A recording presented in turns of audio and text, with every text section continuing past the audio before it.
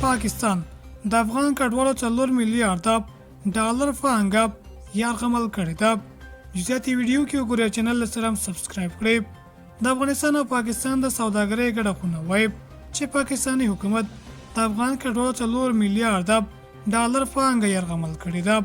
د دغې خونې مشر خانجان الکوزي رسنیو ته ویلي چې دا همګړی پاکستان د افغانانو 4 میلیارډ ډالر پانګه ایساره کړې او د 500 کارخونو برخلې هم جوړ نه دی چې افغان کډوالو په هغه هیواد کې رغولي دي.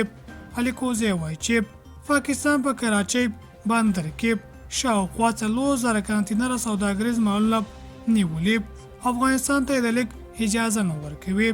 د الکوزي په وینا چې دغه پانګه 4 میلیارډ ډالر کېږي چې پاکستان کې د افغانانو د 10% د اقتصادي برخه جوړوي. له بلې خوا تېره ورځ د اسلامي اماراتو ویان ذبیح الله مجاهد د پاکستان لخوا د افغانانو د پانګې یرغمل کولو ته په اشارې سره ویلي چې هیڅوک حق نه لري چې د خلکو شخصي ملکیتونه او پانګې خپلې کړي.